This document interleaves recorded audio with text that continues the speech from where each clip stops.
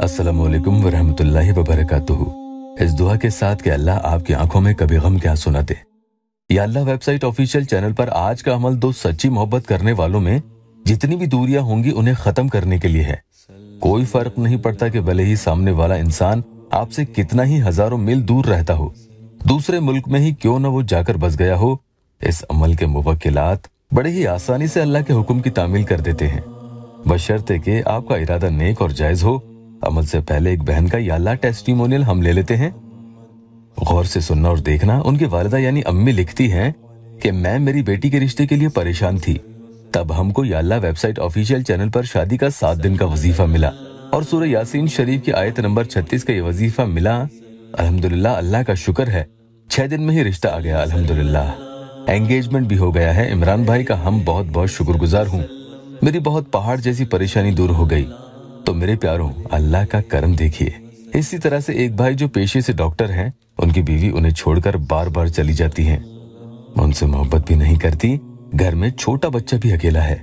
वो लिखते हैं उसमें अब बदलाव है, तो इंशाअल्लाह मुकम्मल बदलाव भी जल्द आएगा। आप लोगों को कोई मसला हो तो अपॉइंटमेंट लेकर मुझसे राब्ता कर सकते हैं।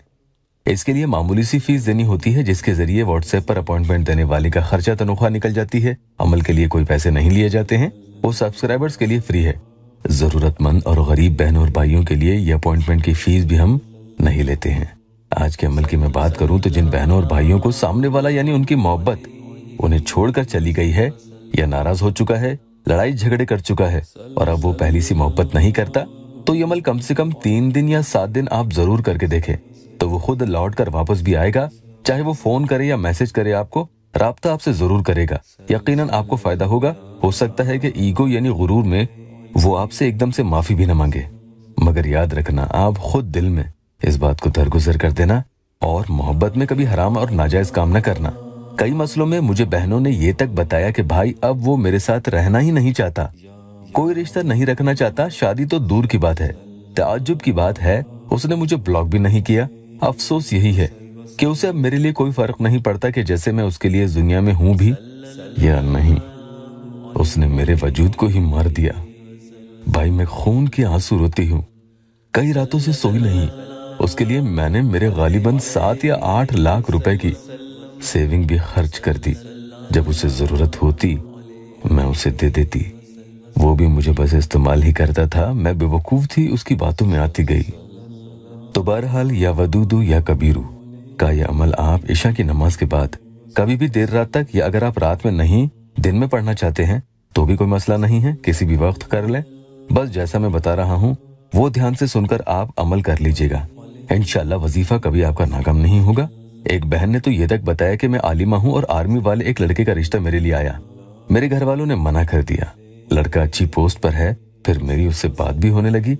वो अपने जूते के तस्मे भी मुझसे वीडियो कॉल पर ही खोलता, खाना खाता तो बात करता, हर हाल मुझे वो अपना बताता रहता और शादी के लिए खुद पीछे पड़ा रहता था। मैंने सोचा था कि मैं घर वालों को कैसे न कैसे करके जरूर मना ही लूंगी, वो मना नहीं करेंगे, लेकिन किस्मत में कुछ और ही लिखा था। और कुछ ही महीनों बाद उसकी दिलचस्पी पता नहीं क्यों मुझ में से कम होती गई और अब उसने मुझे मोहब्बत में खुद की आदत लगाकर मुझसे बात ही करना छोड़ दिया। भाई, मैं बहुत बुरे हाल में हूँ।